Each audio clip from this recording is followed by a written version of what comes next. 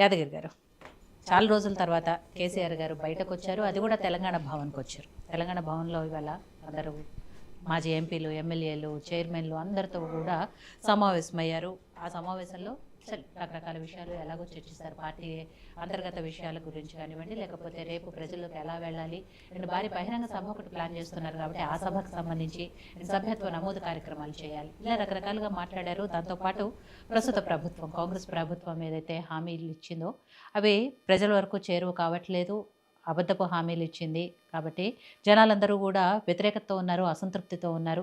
ఈ వైఫల్యాలన్నింటినీ కూడా జనాల్లోకి బలంగా తీసుకువెళ్ళండి, ఉప ఎన్నికలు రాబోతున్నాయి, వాటిల్లో మళ్ళీ బీఆర్ఎస్ పార్టీ గెలుస్తుంది, ఇలా రకరకాలన్నింటి కూడా చర్చకు వచ్చినట్టుగా తెలుస్తోంది. సో మీలాంటి నాయకులందరూ కూడా ఈరోజు ఆ మీటింగ్లో ఉన్నారు కాబట్టి ఎలా జరిగింది ఏంటి, ఇంకా ఆయన ఏం చెప్పారు అనేది. ముందుగా మీకు ప్యానల్లో ఉన్న వారికి ఏయో టీవీ ప్రేక్షకులకు నమస్తే.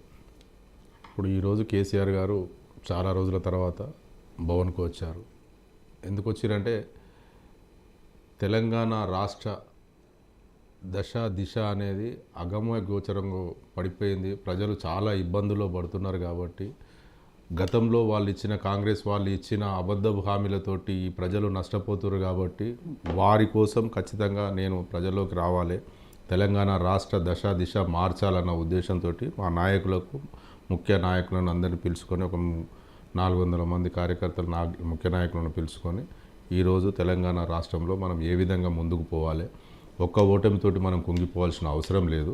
వాళ్ళు ఇచ్చిన అబద్ధ హామీలతోటి మనం ఇచ్చిన దానికి ఇంకా మనం 10 సంవత్సరాలతో పరిపాలించిన తర్వాత సరే వారు ఇంకా మేము అంతకంటే బాగా చేస్తామని చెప్పేసి వాళ్ళు అబద్ధ హామీలు ఇచ్చారు కాబట్టి సరే ఒకసారి ప్రజలు కూడా వాళ్ళు నమ్మి వాళ్ళకు ఓట్లు వేసిన తర్వాత ఇప్పుడు సంవత్సరం దగ్గరికి వచ్చినా కూడా వాళ్ళు ఇచ్చిన 6 గ్యారెంటీలు 420 హామీలలో మొత్తం వాళ్ళు 420 లాగానే చేసిరు కానీ ఎక్కడ ఏ ఒక్క హామీ కూడా నిలబెట్టలేదు.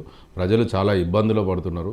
మనం చేసిన పనులు కానీ ఏవైతే ఉన్నాయో అవి ప్రజల వద్దకు మళ్ళీ తీసుకువెళ్ళి ఇప్పుడు వీళ్ళు చెయ్యని పనులను ప్రజలకు చూపించి ప్రజల పక్షాన వాళ్ళు ఇచ్చిన గ్యారంటీలు అమలు పరచకపోతే ప్రభుత్వం మెడలు వంచి ప్రజల పక్షాన పోరాటం చేయాలి.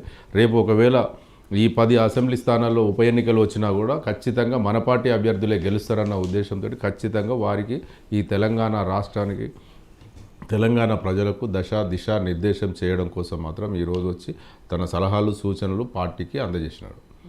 దాంతోపాటు ఏప్రిల్ 27న భారీ బహిరంగ సభ ఒకటి, అలాగే పార్టీ ఆవిర్భావ దినోత్సవాలు కూడా ఏడాది పాటు నిర్వహించాలని ఇవన్నీ కూడా రకరకాల ప్లాన్స్ చేస్తున్నారు. ఆ బాధ్యతలన్నీ కూడా హరీష్ గారు చెప్పినట్టుగా కూడా తెలుస్తుంది. అవునండి, మొదటి నుంచి హరీష్ రావు గారు కేసీఆర్ గారు వెంటే ఉన్నారు కాబట్టి ఎవరికి ఏ బాధ్యత అప్పచెప్పాలనేది కేటీఆర్ గారికి అప్పచెప్పే బాధ్యత కేటీఆర్ గారికి చెప్తారు, హరీష్ రావు గారికి చెప్తారు. అందులో ఉన్న ప్రతి నాయకులకు ఎవరికి ఏ బాధ్యత అప్పచెప్పాలి, ఎవరితో మొత్తం అందరు కలిసి సమిష్టిగా చేసే నిర్ణయమే కానీ అందరికీ ఎవరికి ఏ బాధ్యత అనేది ఆ బాధ్యత అప్పచెప్తారు. ఒకవేళ కమిటీలు వేయాలి, వారికి మహిళా కమిటీలు కానివ్వండి, యూత్ కమిటీలు కానివ్వండి, అనుబంధ సంఘాలు కానీ పార్టీలో ఖచ్చితంగా అన్ని కమిటీలు వేసి రేపు వచ్చేది ఏప్రిల్ 27వ తారీఖు వరకు 25 సంవత్సరాలు జరుగుతుంది కాబట్టి సిల్వర్ జూబ్లీ విజయోత్సవం జరుపుకోవాలని చెప్పేసి నిర్ణయం తీసుకున్నాం. సతీష్ గారు, సార్ బయటకు వచ్చారు, పైనాళ్ళు ఫామ్ హౌస్లో ఉన్నారు, రెస్ట్ తీసుకుంటున్నారు, రాజకీయాలు వదిలేశారు, ఇలా రకరకాల చర్చలు, రకరకాల కామెంట్స్ ఆయన మీద వచ్చినాయి.